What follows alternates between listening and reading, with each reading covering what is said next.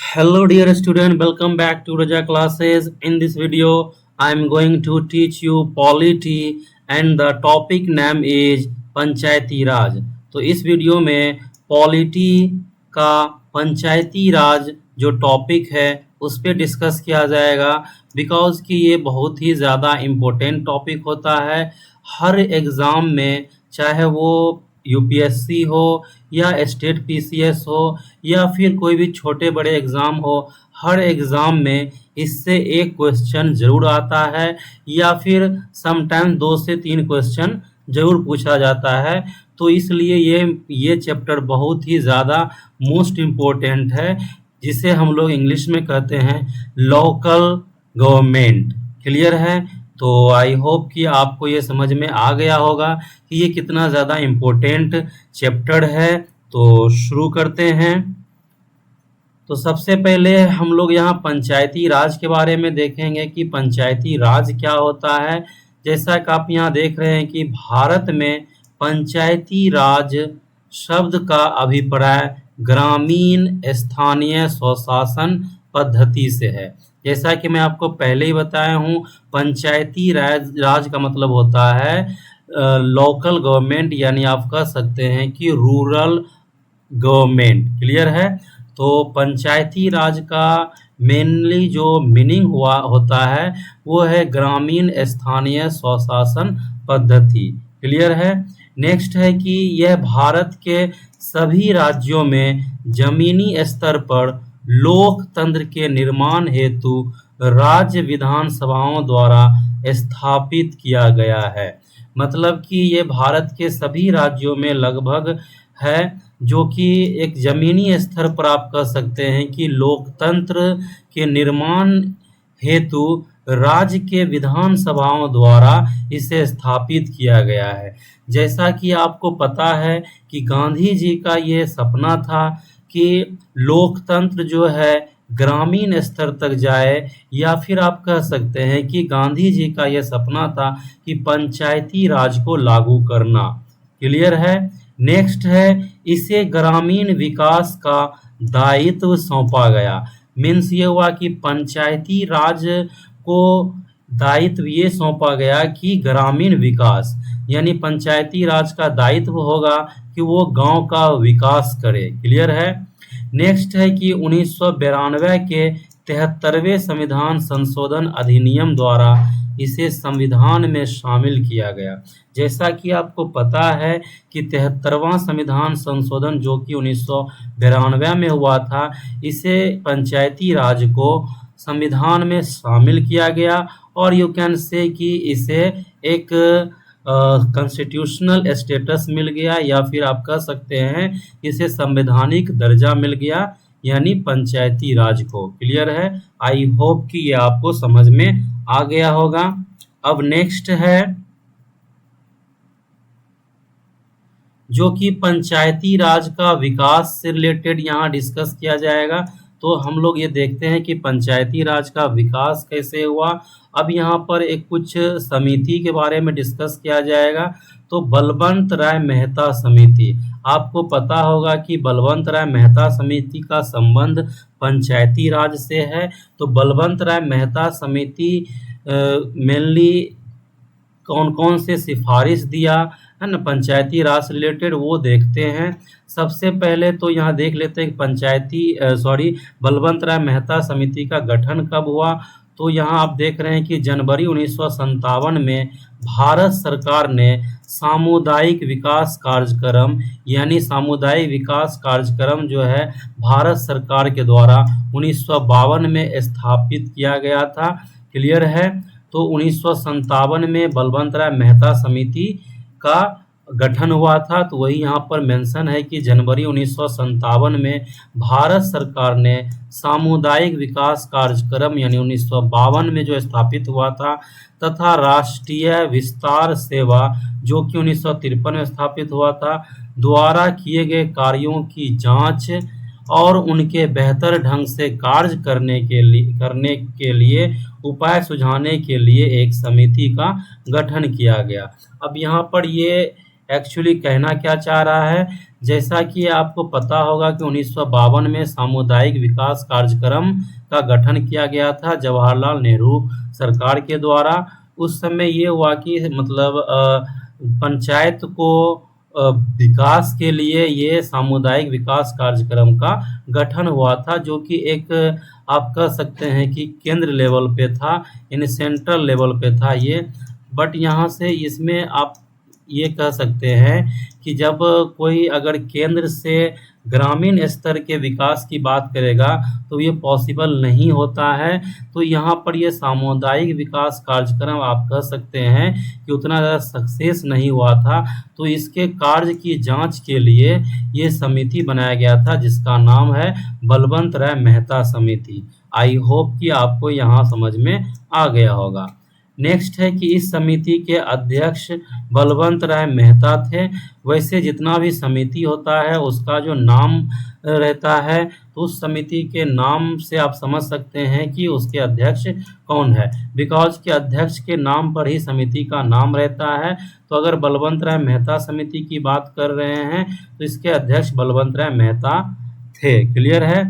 Next है कि समिति ने नवंबर 1957, जैसा कि आप देख रहे हैं जनवरी 1957 में यह समिति का स्थापना हुआ था, लेकिन फिर क्या हुआ, नवंबर 1957 में अपनी रिपोर्ट सौंपी। यानी ये समिति जो है बलवंत राय मेहता समिति अपना रिपोर्ट नवंबर 1957 में पेश किया। और लोकतांत्रिक विकेंद्रीकरण, जिसे स्वायत्तता कह सकते हैं आप, की योजना की सिफारिश की। यानी बलवंत राय मेहता समिति का ये सिफारिश हुआ कि लोकतंत्र का क्या हो, विकेंद्रीकरण हो। मतलब इसका क्या मतलब हुआ, जैसा कि विकेंद्रीकरण मतलब होता है एक तरह से अलग करना। जैसे कि एक केंद्र सरकार है ना, केंद्र में सरकार है तो उससे, या फिर राज्य में सरकार है उससे एक ग्रामीण स्तर तक विकास नहीं हो सकता है, बिकॉज कि ये पॉसिबल नहीं हो पाता है। तो इस तरह क्या हुआ कि जो लोकतंत्र ग्रामीण स्तर तक जाए, गांव तक जाए, है ना, यानी बिल्कुल एक नीचे तक जाए, आप कह सकते हैं कि एक लो लेवल तक जाए लोकतांत्रिक व्यवस्था। तो इससे इसी के लिए क्या हुआ कि बलवंत राय मेहता समिति ने ये सिफारिश दिया कि पंचायती राज का गठन जो है होना चाहिए कि वो लोकतांत्रिक विकेंद्रीकरण के लिए, यानी लोकतंत्र का क्या हो, विकेंद्रीकरण हो। मंस वो कि लोकतंत्र ग्रामीण स्तर तक जाए। क्लियर है। जो कि अंतिम रूप से पंचायती राज के रूप में जाना गया। मीन्स ये हुआ कि जो इन्होंने जो सिफारिश दिया, जो कि अंतिम रूप से किसके रूप में जाना गया, पंचायती राज। क्लियर है। आई होप कि आपको यहाँ पर क्लियर हो गया होगा। नेक्स्ट है बलवंत राय मेहता समिति जो भी विशिष्ट सिफारिशें दिया, उसे हम लोग एक एक करके देखते हैं कि बलवंत राय मेहता समिति के द्वारा कौन कौन सा सिफारिश दिया गया। सबसे पहला सिफारिश है कि 3 स्तरीय पंचायती राज पद्धति की स्थापना। यानी बलवंत राय मेहता समिति के द्वारा इस तरह सवाल कई बार पूछा गया है कि 3 स्तरीय पंचायती राज पद्धति की स्थापना, या फिर आप कह सकते हैं कि सवाल इस तरह पूछा गया कि 3 स्तरीय पंचायती राज पद्धति किस समिति के सिफारिश पर लागू किया गया, तो आंसर होगा बलवंत राय मेहता समिति। आप इसे ट्रिक के माध्यम से याद रख सकते हैं कि बलवंत राय मेहता समिति में आप देख रहे हैं कि 3 शब्द है। अगर आप समिति को कंसीडर नहीं करेंगे तो बलवंत राय मेहता में 3 शब्द है, तो यहाँ से आप याद रख सकते हैं कि 3 स्तरीय पंचायती राज पद्धति की सिफारिश बलवंत राय मेहता समिति ने किया था। क्लियर है। अब यहाँ पर ये 3 स्तरीय पंचायती राज वो कौन कौन सा है, जैसा कि आप जानते हैं कि गांव स्तर पर ग्राम पंचायत, यानी ग्रामीण स्तर पर क्या होगा, ग्राम पंचायत होगा। ब्लॉक स्तर पर पंचायत समिति होगा और जिला स्तर पर जिला परिषद होगा। जैसा कि यहाँ पर यह बताया जा रहा है कि जो ग्रामीण स्तर पर होगा वो ग्राम पंचायत होगा, और ब्लॉक स्तर पर यानी प्रखंड स्तर पर क्या होगा, पंचायत समिति होगा। उसके बाद डिस्ट्रिक्ट लेवल यानी जिला स्तर पर क्या होगा, जिला परिषद होगा। क्लियर है। नेक्स्ट है कि ये तीनों स्तर आपस में अप्रत्यक्ष चुनाव द्वारा गठन गठन जुड़े होने चाहिए। अब यहाँ पर ये थोड़ा सा मिस टाइपिंग लग रहा है। मेनली यहाँ पर ये कहना चाह रहा है, ये जो तीनों स्तर है यानी ग्रामीण स्तर जिसे आप ग्राम पंचायत कहते हैं, उसके बाद ब्लॉक स्तर जो कि पंचायत समिति है, उसके बाद जिला स्तर जो कि है जिला परिषद, तो ये सभी आपस में क्या हो, अप्रत्यक्ष चुनाव के द्वारा जुड़े रहे। मीन्स जैसा कि आपको पता होगा कि ग्राम पंचायत के मुखिया, ग्राम पंचायत के हेड मुखिया होता है, कहीं कुछ राज्य में सरपंच होता है ना, कुछ राज्य में मुखिया होता है। तो आप जिस राज्य से बिलोंग करते हैं तो आप वो इस तरह समझ सकते हैं। तो ग्राम पंचायत का जो हेड होता है वो मुखिया होता है और कुछ राज्य में सरपंच होता है।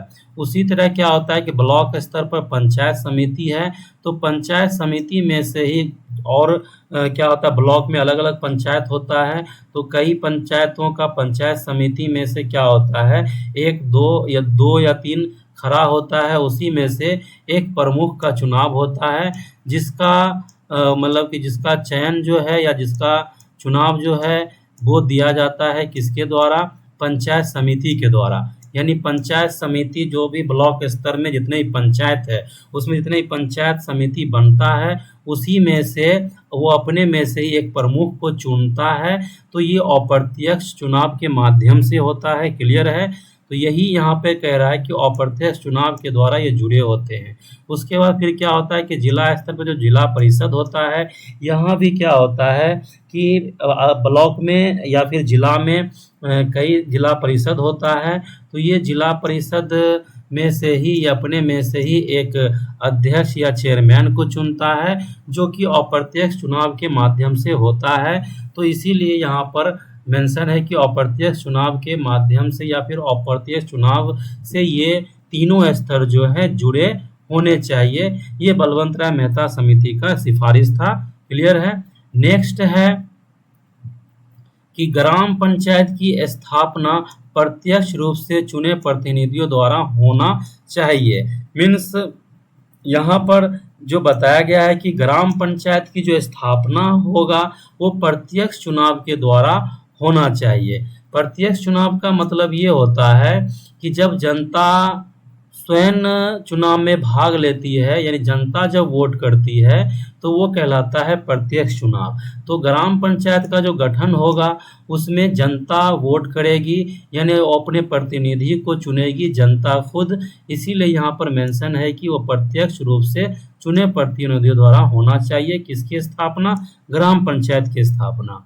नेक्स्ट है कि पंचायत समिति, यानी जबकि कह रहा पंचायत समिति और जिला परिषद का गठन अप्रत्यक्ष रूप से चुने सदस्यों द्वारा होनी चाहिए। यानी जैसा कि मैं 1 नंबर में बताया हूँ कि इसमें जैसे कि पंचायत समिति अपने में से ही एक प्रमुख को चुनता है जो कि अप्रत्यक्ष चुनाव के माध्यम से होता है, और जिला परिषद अपने में से ही एक अध्यक्ष को चुनता है जो कि अप्रत्यक्ष चुनाव के माध्यम से होता है।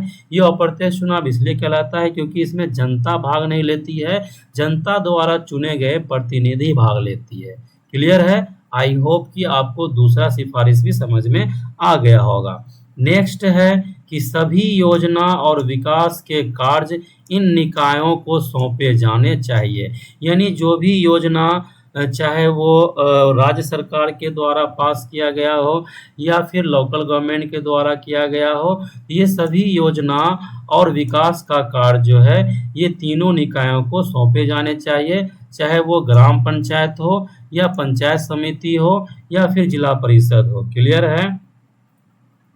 नेक्स्ट है चौथा नंबर कि पंचायत समिति को कार्यकारी निकाय, यानी पंचायत समिति को कार्यकारी निकाय कहा जाएगा। ये सवाल पूछा गया है प्रीवियस एग्जाम में, तो ये आपको याद रखना है कि पंचायत समिति को कार्यकारी निकाय कहा जाएगा और जिला परिषद को सलाहकारी, है ना, जिला परिषद को कहा जाएगा सलाहकारी, समन्वयकारी और पर्यवेक्षक निकाय। यानी मेनली आपको याद रखना है कि पंचायत समिति को कार्यकारी निकाय कहा जाएगा और जिला परिषद को सलाहकारी निकाय कहा जाएगा। क्लियर है? नेक्स्ट है कि जिला परिषद का अध्यक्ष जिलाधिकारी होना चाहिए। अब यहाँ पर ये मेंशन है कि जिला परिषद का अध्यक्ष कौन होना चाहिए? जिलाधिकारी होना चाहिए। बट ऐसा देखा जाता है कि जिला परिषद आपस में ही यानी खुद अपने में से ही एक अध्यक्ष को चुनता है और उसके बाद वो क्या होता है, जिलाधिकारी के पास जाकर योजनाओं या कोई भी चीज़ों के कोई भी जो भी विकास का कार्यक्रम होता है उसके से रिलेटेड वहाँ जाके जिलाधिकारी से जिला परिषद अपने क्षेत्र के लिए के विकास के लिए वहाँ से फंड लेता है। क्लियर है। नेक्स्ट है कि इन लोकतांत्रिक निकायों में शक्ति तथा उत्तरदायित्व का वास्तविक स्थानांतरण होना चाहिए। मीन्स हुआ कि ये जो लोकतांत्रिक निकाय जो बनेगा यानी ग्राम पंचायत, पंचायत समिति और जिला परिषद, तो इसके शक्ति और उत्तरदायित्व का वास्तविक स्थानांतरण होना चाहिए। क्लियर है। नेक्स्ट है कि इन निकायों को पर्याप्त स्रोत मिलने चाहिए ताकि ये अपने कार्यों और जिम्मेदारियों को संपादित करने में समर्थ हो सके। यानी ये तीनों निकायों को पर्याप्त स्रोत मिलना चाहिए, चाहे वो वित्तीय हो या फिर टैक्स के माध्यम से वित्त आए, तो ये जो स्रोत होना चाहिए, संसाधन जो होना चाहिए वो पर्याप्त मिलना चाहिए ताकि वो अपने कार्य और जिम्मेदारी को संपादित करने में या निभाने में समर्थ हो। क्लियर है। नेक्स्ट है कि भविष्य में अधिकारों के और अधिक प्रत्यायन के लिए एक पद्धति विकसित की जानी चाहिए। यानी बलवंत राय मेहता समिति का सिफारिश से ये भी रहा कि भविष्य में जो भी और भी अधिकार होगा पंचायत का, उसके पद्धति का क्या हो, विकास होनी चाहिए। क्लियर है। आई होप कि ये सारा जो बलवंत राय मेहता समिति की सिफारिश है वो आपको समझ में आ गया होगा। नेक्स्ट है जो कि आपको पता है कि पंचायती राज व्यवस्था सबसे पहले राजस्थान में शुरू किया गया था। उस समय हमारे देश के प्रधानमंत्री जवाहरलाल नेहरू थे। तो यही यहाँ पे मेंशन है कि राजस्थान देश का पहला राज्य था जहाँ पंचायती राज की स्थापना हुई।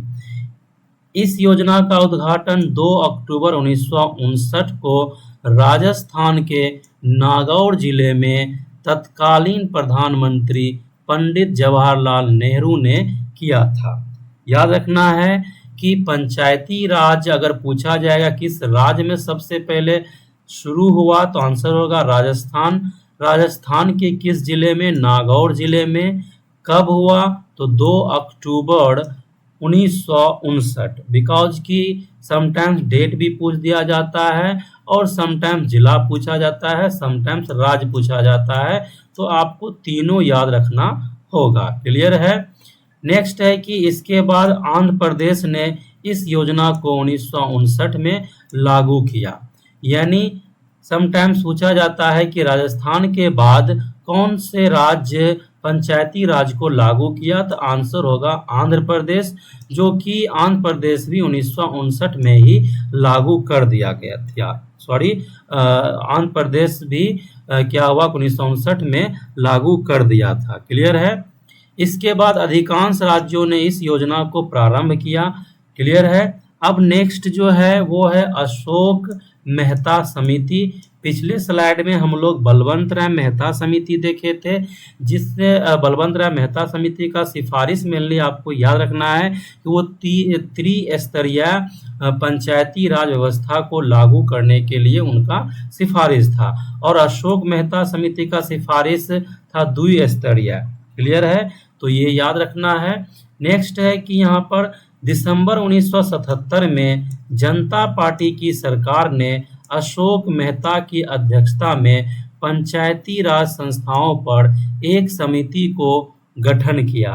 यानी ये समिति जो है 1977 में इसका गठन किया गया था, जिसके अध्यक्ष अशोक मेहता थे और उस समय हमारे देश में जनता पार्टी का सरकार था। यानी मोरारजी देसाई हमारे प्रधानमंत्री थे जिस समय अशोक मेहता समिति का गठन हुआ था। नेक्स्ट है कि इसने अगस्त 1978 में अपनी रिपोर्ट सौंपी। यानी ये समिति जो है अगस्त 1978 में अपनी रिपोर्ट सौंपी और देश में पतनोन्मुख पंचायती राज पद्धति को पुनर्जीवित और मजबूत करने हेतु 132 सिफारिशें की। तो टोटल ये 132 सिफारिशें किया था, बट उतना 132 तो एग्जाम में पूछा नहीं जाता है। मेनली अशोक मेहता समिति से सवाल ये बनता है कि अशोक मेहता समिति के द्वारा पंचायती राज किस तरह का सिफारिश किया गया था। तो आपको याद रखना है कि ये पंचायती राज जो सिफारिश किया था अशोक मेहता समिति, वो क्या था, द्विस्तरीय। क्लियर है। लेकिन बलवंत राय मेहता समिति त्रिस्तरीय किया था। और अशोक मेहता समिति से आप याद रख सकते हैं कि इसका स्थापना 1977 में हुआ था और ये अपना रिपोर्ट अगस्त 1978 में दिया था। तो अशोक राय मेहता समिति से मेनली यही सवाल बनता है। क्लियर है। नेक्स्ट है कि समिति का कार्यकाल पूरा होने से पूर्व, यानी ये समिति का जो कार्यकाल जो है पूरा होने से पूर्व ही जनता पार्टी का सरकार भंग होने के कारण केंद्रीय स्तर पर अशोक मेहता समिति की सिफारिशों पर कोई कार्यवाही नहीं की जा सकी। मीन्स हुआ कि ये कार्य यानी अशोक मेहता समिति का कार्य पूरा होने से पहले ही जनता पार्टी का सरकार भंग हो गया था, जिससे यानी अशोक मेहता समिति को आप कह सकते हैं कि केंद्रीय स्तर पर इसकी सिफारिशों का कोई कार्यवाही नहीं हुआ या इसका कोई इफेक्ट नहीं हुआ। क्लियर है। नेक्स्ट है, फिर भी 3 राज्य कर्नाटक, पश्चिम बंगाल, आंध्र प्रदेश ने अशोक मेहता समिति की सिफारिशों को ध्यान में रखकर पंचायती राज संस्थाओं के पुनरुद्धार के लिए कुछ कदम उठाए। तो यहाँ पर मेनली याद रखना है कि पंचायती राज में जो सिफारिश दिया गया था अशोक मेहता समिति के द्वारा, वो पूरी तरह से यानी नहीं हुआ था, बट कर्नाटक, पश्चिम बंगाल और आंध्र प्रदेश सरकार के द्वारा अशोक मेहता समिति की सिफारिश को ध्यान में रखते हुए यानी कुछ कदम पंचायती राज संस्थाओं के पुनरुद्धार के लिए, उसके डेवलपमेंट के लिए उठाया गया था। क्लियर है। आई होप कि आपको ये स्लाइड क्लियर हो गया होगा। नेक्स्ट है जो कि है GVK राव समिति। ये भी एग्जाम में कई बार पूछा गया है। आप टोटल जितना भी समिति में मेंशन किया हूँ ये सभी समिति इंपॉर्टेंट है, तो इसलिए आपको ये याद रखना जरूरी है। क्लियर है। तो यहाँ पर GVK राव मेहता समिति ने किस तरह का सिफारिश किया था वो देखते हैं कि ग्रामीण विकास एवं गरीबी उन्मूलन कार्यक्रम की समीक्षा करने के लिए मौजूदा प्रशासनिक व्यवस्थाओं के लिए योजना आयोग द्वारा 1985 में GVK राव की अध्यक्षता में एक समिति का गठन किया गया। मेनली यहाँ पर कहना ये चाह रहा है कि GVK राव समिति का गठन योजना आयोग के द्वारा 1985 में किया गया था। क्लियर है। जिसका अध्यक्ष GVK राव थे। नेक्स्ट है कि समिति इस निष्कर्ष पर पहुंची कि विकास प्रक्रिया दफ्तरशाही युक्त होकर पंचायत राज से विच्छेदित हो गई है। मीन्स GVK राव समिति ने ये बताया कि पंचायत का विकास का जो प्रक्रिया है वो दफ्तरशाही यानी आप कह सकते हैं कि जो ऑफिशियल्स है या नौकरशाही यानी जो बड़े बड़े ऑफिसर्स है वहाँ क्या है कि भ्रष्टाचार के वजह से पंचायती राज का जो एक विकास होना चाहिए वो सही ढंग से नहीं हो रहा है। ये GVK राव समिति ने निष्कर्ष दिया था। क्लियर है। विकास प्रशासन के लोकतंत्रीकरण के विपरीत यानी विकास प्रशासन जो है लोकतंत्र के विपरीत हो गया था। उसके नौकरशाहीकरण की इस प्रक्रिया के कारण पंचायती राज संस्थाएं कमजोर हो गई और परिणाम स्वरूप इसे बिना जड़ की घास कहा गया। तो ये बात याद रखना है कि GVK राव समिति का मेनली सिफारिश ये था या फिर इन्होंने क्या निष्कर्ष दिया कि जो पंचायती राज का विकास का प्रक्रिया क्या है कि वो एक थम सा गया है, बिकॉज कि जो लोकतंत्रीकरण होना चाहिए था, इसके विपरीत क्या हुआ कि नौकरशाहीकरण हो गया है, या फिर आप कह सकते हैं कि जो भी ऑफिसर्स है उसमें भ्रष्टाचार है, जिसके वजह से पंचायती राज का सही ढंग से विकास नहीं हो रहा है। इस तरह का निष्कर्ष दिया गया था जीवीके राव समिति के द्वारा। क्लियर है। नेक्स्ट है एल.एम. सिंघवी समिति, जो कि ये भी मोस्ट इम्पोर्टेंट है। तो इसमें क्या प्रावधान था कि 1986 में राजीव गांधी सरकार ने लोकतंत्र व विकास के लिए पंचायती राज संस्थाओं का पुनरुद्धार पर एक अवधारणा पत्र तैयार करने के लिए एक समिति का गठन यानी एल.एम. सिंघवी की अध्यक्षता में किया। यानी यहाँ पर आप कह सकते हैं कि राजीव गांधी सरकार के द्वारा 1986 में एल.एम. सिंघवी समिति का गठन किया गया था, जिसका उद्देश्य था कि लोकतंत्र का विकास, है ना, यानी मेनली यहाँ पर आप कह सकते हैं कि लोकतंत्र के विकास के लिए जो कि पंचायती राज संस्थाओं का पुनरुद्धार हो, या फिर पंचायती राज में क्या हो, यानी लोकल गवर्नमेंट में लोकतंत्र का विकास हो, इससे से रिलेटेड, या फिर कह सकते हैं कि इस पर्पज से एल.एम. सिंघवी समिति का गठन किया गया था राजीव गांधी सरकार के द्वारा। अब है कि इसके यानी एल.एम. सिंघवी समिति का क्या सिफारिश था, तो फर्स्ट है कि पंचायती राज संस्थाओं को संवैधानिक रूप से मान्यता देने और उनके संरक्षण की आवश्यकता है। ये अब है कि यहाँ पर कि एल.एम. सिंघवी समिति इम्पोर्टेंट क्यों हो जाता है, बिकॉज कि एल.एम. सिंघवी समिति ने पंचायती राज संस्थाओं को संवैधानिक मान्यता देने के लिए सिफारिश किया था। क्लियर है। नेक्स्ट है कि गांवों के समूह के लिए न्याय पंचायतों की स्थापना की जाए।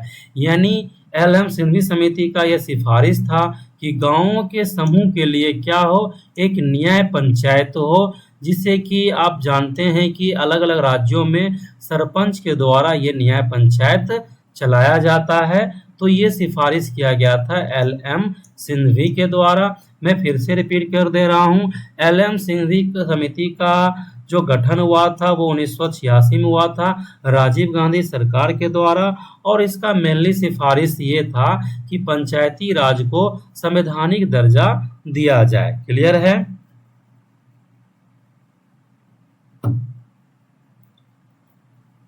नेक्स्ट है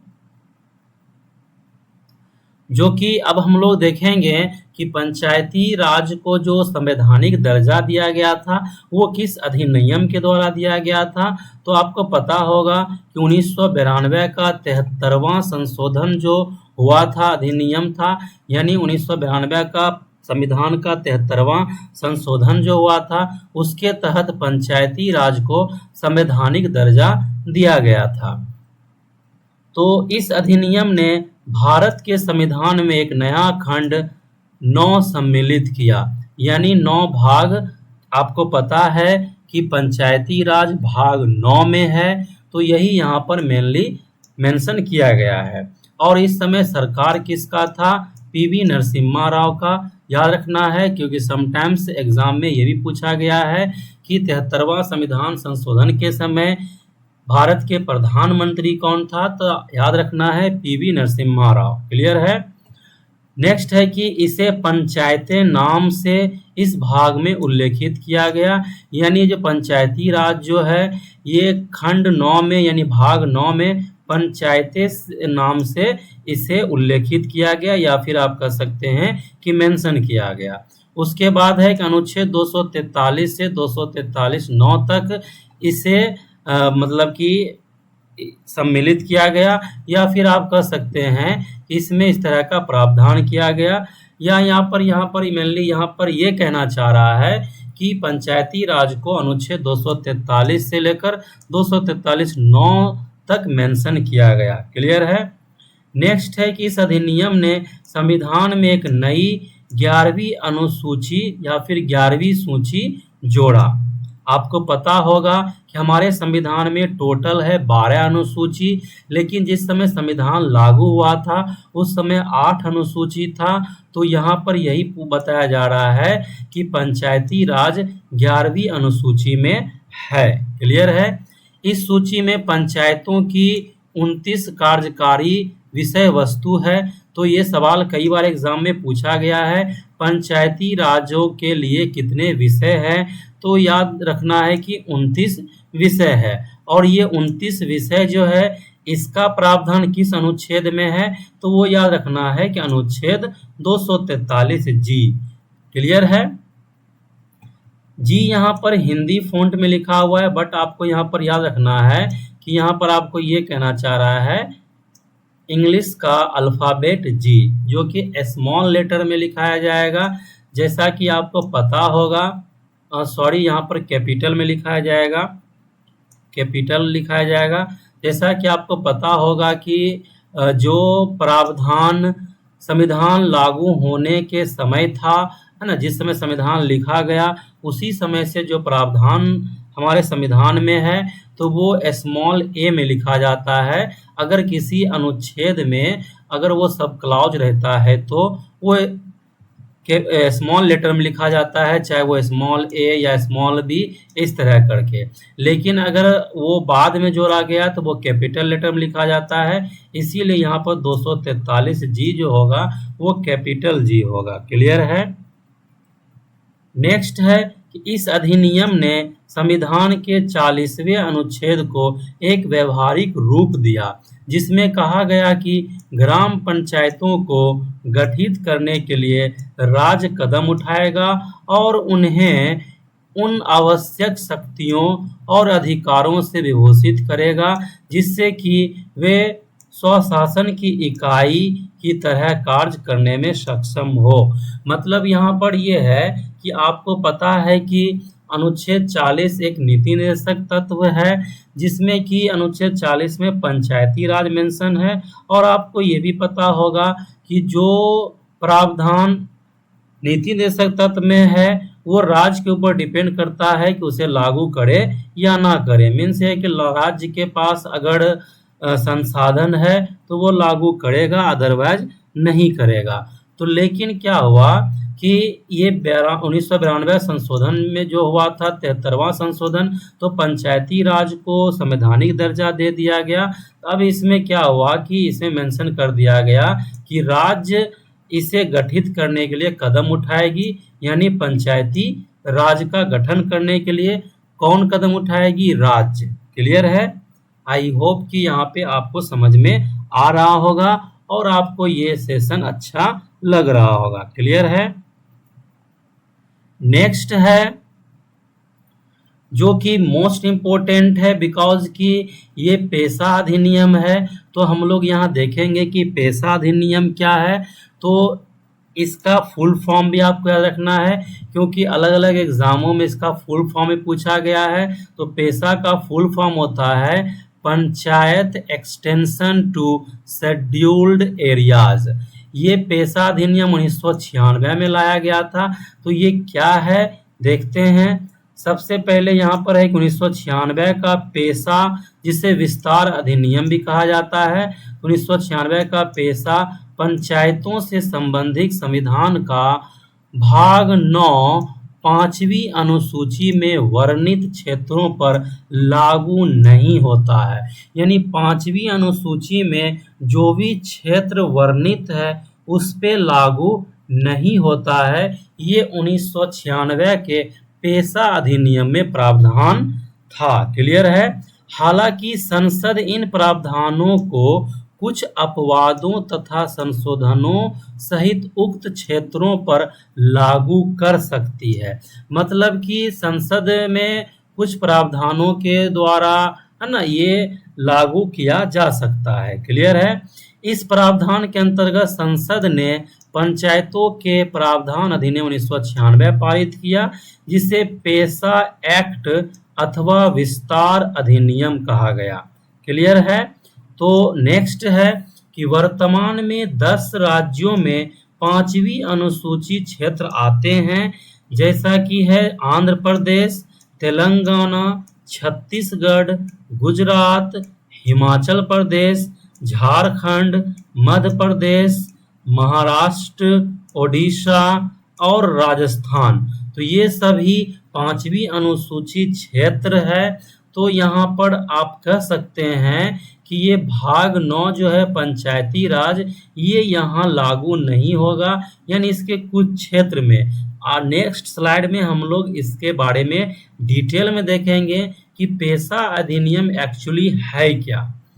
इन 10 राज्यों, यहाँ पर है कि इन 10 राज्यों में अपने पंचायती राज अधिनियमों में संशोधन कर अपेक्षित अनुपालन कानून अधिनियमित किए हैं। अब यहाँ पर मेनली जो है नेक्स्ट स्लाइड में अगर मैं आपको ले जाऊंगा तभी आपको पेशा अधिनियम समझ में आएगा। क्लियर है? तो यहाँ पर आप देख रहे हैं कि पेशा अधिनियम के उद्देश्य क्या था। तो ये मेनली मैं टोटल 6 पॉइंट में मेंशन किया हूं। तो सबसे पहला पॉइंट है संविधान के भाग 9 के पंचायतों से जुड़े प्रावधानों को जरूरी संशोधनों के साथ अनुसूचित क्षेत्रों में विस्तारित करना। मतलब जो पंचायती राज भाग 9 में मेंशन है, ये जो अनुसूचित क्षेत्र है, जो कि मैं पिछले स्लाइड में 10 राज्यों के बारे में बताया हूं, उसको अगर लागू करना है पंचायती राज को उस क्षेत्र में, तो जरूरी संशोधन करने के साथ ही लागू कर किया जा सकता है। क्लियर है? नेक्स्ट है पॉइंट, जनजातीय जनसंख्या को स्वशासन प्रदान करना। यानी जो भी जनजातीय जनसंख्या है मतलब संबंधित राज्य में, तो उसे स्वशासन प्रदान करना, यानी वो अपना शासन खुद से करे। ये प्रावधान मेनली पेशा अधिनियम में किया गया था। नेक्स्ट है सहयात्री लोकतंत्र के तहत ग्राम प्रशासन स्थापित करना तथा ग्राम सभा को सभी गतिविधियों का केंद्र बनाना। यानी मेनली यहाँ पर ये कहना चाह रहा है कि ग्रामीण स्तर पर लोकतंत्र का स्थापना हो और ग्राम प्रशासन स्थापित करना था। दूसरा कि ग्राम सभा को सभी गतिविधियों का केंद्र बनाया जाए। ये अधिनियम यानी आप कह सकते हैं कि पेशा अधिनियम में इस तरह का प्रावधान था। नेक्स्ट है कि जनजातीय समुदायों की परंपराओं एवं रिवाजों की सुरक्षा तथा संरक्षण। यानी जो भी जनजातीय समुदाय है उसके जो भी परंपरा है, ट्रेडिशन है या रीति रिवाज है, इसकी सुरक्षा और संरक्षण करना। क्लियर है? नेक्स्ट है कि जनजातीय लोगों की आवश्यकताओं के अनुरूप उपयुक्त स्तरों पर पंचायतों को विशिष्ट शक्तियों से युक्त करना। जैसा कि आपको पता है कि पंचायती राज कुछ राज्यों में त्रिस्तरीय है, कुछ राज्यों में द्विस्तरीय है। यहाँ पर मेनली यही मेंशन किया हुआ है कि जनजातीय जो लोग हैं उनकी जो आवश्यकता है उसके अकॉर्डिंग उस क्षेत्र में उपयुक्त स्तर की पंचायती राज व्यवस्था शुरू करना चाहिए। क्लियर है? तो यहाँ पर जैसे कि अगर कोई जनजातीय लोग है या जनजातीय क्षेत्र है जहाँ द्विस्तरीय पंचायत जरूरी है, तो वहाँ द्विस्तरीय पंचायत ही होना चाहिए, और अगर त्रिस्तरीय की आवश्यकता है तो त्रिस्तरीय ही होना चाहिए। क्लियर है? और लास्ट जो पेशा अधिनियम का जो उद्देश्य था वो है उच्च स्तर पर पंचायतों को निचले स्तर की ग्राम सभा की शक्तियों एवं अधिकारों के छीनने से रोकना। मतलब अगर जो उच्च स्तरीय पंचायती जो है जैसे कि जिला परिषद वगैरह, ये निचले स्तर के जो ग्राम सभा है इसका शक्ति और अधिकार को छीने नहीं। क्लियर है? तो ये मेनली जो है पेशा अधिनियम में इस तरह का उद्देश्य था, या फिर आप कह सकते हैं कि पेशा अधिनियम का ये 6 उद्देश्य था। वैसे तो और भी उद्देश्य है बट मैं जो इम्पोर्टेंट है वही यहाँ पर मेंशन किया हूँ। क्लियर है? तो आपको पेशा अधिनियम के बारे में याद रखना है कि पेशा अधिनियम 1996 में लाया गया था। क्लियर है? यह याद रखना है कि ये 1996 में लाया गया था पेशा अधिनियम, जो कि मैं प्रीवियस स्लाइड में इसके बारे में डिटेल में बताया हूं। क्लियर है। नेक्स्ट है, अब जो ये लास्ट स्लाइड है, अब यहाँ पर जो है मेंशन है कुछ इंपॉर्टेंट अनुच्छेद जो कि पंचायती राज से संबंधित है। तो यहाँ पर जो भी इंपॉर्टेंट अनुच्छेद है उसके बारे में मैं यहाँ पे आपको बताऊंगा। सबसे पहला है 243 अनुच्छेद, जिसमें कि परिभाषा दिया गया है। वैसे तो इस चैनल पे some important article of Indian constitution नाम से वीडियो अपलोड किया गया है। तो उस सीरीज का जो पार्ट 3 वीडियो है उसमें पंचायती राज के बारे में डिस्कस किया गया था, यानी पंचायती राज से रिलेटेड इम्पोर्टेंट आर्टिकल पे डिस्कस किया गया था। तो वो वीडियो भी आप जरूर देखें, बिकॉज कि उसमें जितना भी संविधान से रिलेटेड अनुच्छेद है इम्पोर्टेंट, वो सारा मेंशन किया गया है, सभी पे डिस्कस किया गया है। टोटल उससे रिलेटेड 3 वीडियो है, तो वो आप जरूर देखें। यहाँ लास्ट में जो है एंड स्क्रीन आता है, जैसा जहाँ मैं सर्कल बना रहा हूँ, यहाँ पे लास्ट में एंड स्क्रीन आएगा, जो कि आपको एक प्लेलिस्ट शो होगा और उस प्लेलिस्ट का नाम है पॉलिटी। तो वहाँ से आप वो सारा वीडियो देख सकते हैं, जिस वीडियो का टाइटल है some important article of Indian constitution.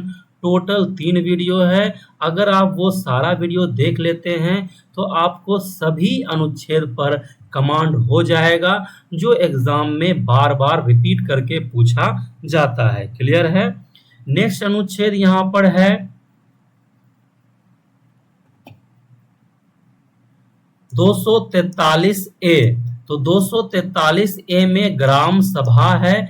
याद रखना है कि 243A में क्या है, ग्राम सभा। और 243B में क्या है, पंचायतों का संविधान, यानी पंचायतों का जो संविधान है वो 243B में है। अब यहाँ पर आप देख रहे हैं कि पंचायतों का संविधान, तो इसीलिए कहा जाता है कि पंचायती राज मेनली क्या है, लोकतंत्र का विकेंद्रीकरण है। क्लियर है। यहाँ क्या होगा, जैसे कि मैं लोकतंत्र के विकेंद्रीकरण को फिर से एक्सप्लेन कर दे रहा हूँ। जैसा कि आप जानते हैं कि केंद्र में संसद होता है। क्लियर है। केंद्र में संसद होता है, उसके बाद है प्रधानमंत्री होता है, ये सभी होता है ना। राज्य में विधानमंडल होता है। उसी तरह पंचायती राज में भी होता है ग्राम सभा, जो अपने गांव से रिलेटेड वो कानून बनाती है। इसीलिए यहाँ पर आप कह सकते हैं कि ये संसद के रूप में कार्य करता है। तो इसीलिए यहाँ पर कहा जाता है पंचायती राज को कि वो लोकतंत्र का विकेंद्रीकरण करता है। क्लियर है। और दूसरा आप देख रहे हैं कि अनुच्छेद 243B में है कि पंचायतों का संविधान। तो आपको पता है कि देश का भी संविधान है, तो यहाँ पर पंचायत का भी संविधान है, इसीलिए वहाँ लोकतंत्र एक अलग से है, इसीलिए कहला रहा है लोकतंत्र का विकेंद्रीकरण। आई होप कि आपको अब क्लियर हो गया होगा कि लोकतंत्र का विकेंद्रीकरण का एग्जैक्ट मीनिंग क्या है। क्लियर है। नेक्स्ट है 243C। तो 243C में है पंचायतों का गठन। तो पंचायत का जो गठन किया जाता है वो 243C के द्वारा किया जाता है। नेक्स्ट है 243D। तो 243D में है सीटों का आरक्षण। आपको पता होगा पंचायत में क्या होता है, सीटों का आरक्षण होता है SC या फिर ST कैटेगरी के लिए। क्लियर है। अलग अलग राज्यों में अलग अलग प्रावधान है। मेनली यहाँ रूल ये होता है कि SC का कितना जनसंख्या है उस क्षेत्र में, ST का कितना जनसंख्या है, तो उसके अनुपात में क्या होता है, सीटों का आरक्षण होता है पंचायती राज में। दूसरा और क्या आरक्षण होता है, महिलाओं के लिए आरक्षण होता है। क्लियर है, याद रखना है। पंचायती राज में यानी लोकल गवर्नमेंट में महिलाओं के लिए भी आरक्षण होता है। ये संविधान के अकॉर्डिंग क्या है, 1/3 यानी महिलाओं के लिए पंचायत में, पंचायती राज में या आप कह सकते हैं स्थानीय स्वशासन में महिलाओं का आरक्षण 1/3 यानी 1/3 से कम नहीं होना चाहिए। क्लियर है। कुछ राज्यों में 1/2 है यानी 50% आरक्षण है पंचायत में महिलाओं का, है ना। और लेकिन संविधान के अकॉर्डिंग क्या है कि 1/3 यानी 1/3 से कम नहीं होना चाहिए। क्लियर है। नेक्स्ट है 243 ई। तो 243 ई में है पंचायतों का कार्यकाल। तो पंचायत का कार्यकाल कितना होगा ये मेंशन है 243 ई में। तो आपको पता होगा कि पंचायत का कार्यकाल जो होता है वो 5 इयर्स का होता है। क्लियर है। तो याद रखना है कि पंचायतों का कार्यकाल 5 इयर्स का होता है। अब मेनली यहाँ पर क्या याद रखना है, जैसा कि याद रखना है कि जैसे अगर कोई पंचायत में उसके प्रमुख रिजाइन दे दिया है या फिर उसका मृत्यु हो गया है या किसी कारण से ग्राम सभा भंग हो गया है, तो उसमें प्रावधान ये है कि 6 महीना के अंदर चुनाव फिर से हो जाना चाहिए। क्लियर है। तो ये सारा चीज मेंशन है 243 ई में। लेकिन अगर 5 साल जैसे कि मान ले 4 साल कुछ महीना हुआ, लेकिन पूरा 5 साल पूरने में 6 महीना से कम समय अगर है, जैसे कि 4 महीना है, 3 महीना है, 2 महीना है, तब अगर ग्राम सभा भंग होगा तो फिर से चुनाव नहीं होगा। क्लियर है। तो आई होप कि आपको यहाँ पे समझ में आ गया होगा कि 243 ई में क्या मेंशन है। क्लियर है। नेक्स्ट है 243 एफ। 243 एफ में है सदस्यता से अयोग्यता, यानी सदस्यता से जो अयोग्यता होगा, जैसे कि कोई मुखिया बना हुआ है या वार्ड सदस्य बना हुआ है या सरपंच बना है या पंचायत समिति है या जिला परिषद है, तो वो किस तरह का कार्य कर देगा या किस तरह का कदम उठा लेगा कि उसकी सदस्यता का यानी उसकी सदस्यता छीन ली जाएगी या फिर आप कह सकते हैं सदस्यता से अयोग्यता हो जाएगा। इस तरह का प्रावधान है 243 एफ में। क्लियर है। नेक्स्ट है 243 जी। तो 243 जी में है पंचायतों की शक्तियां, पराधिकार तथा उत्तरदायित्व, यानी पंचायतों के पास क्या शक्ति है और पंचायतों का क्या उत्तरदायित्व होगा, इस तरह का प्रावधान है 243 जी में। क्लियर है। नेक्स्ट है 243 एच। तो 243 एच में पंचायतों की करारोपण की शक्ति, यानी पंचायत जो है टैक्स लगाती है अपने क्षेत्र में, तो इससे रिलेटेड जो प्रावधान है वो है 243 एच में। क्लियर है। नेक्स्ट है जो कि मोस्ट इम्पोर्टेंट है, ये प्रीवियस एग्जाम में पूछा गया है 243 आई। तो 243 आई में क्या है, वित्तीय स्थिति की समीक्षा के लिए वित्त आयोग का गठन। यहाँ पर वित्त आयोग का मतलब ये होगा राज्य वित्त आयोग।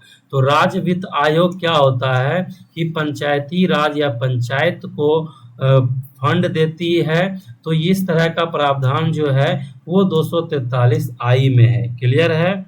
अब नेक्स्ट जो याद रखना है इंपॉर्टेंट, वो 243 के याद रखना है। इसमें क्या है, पंचायतों का चुनाव। क्लियर है।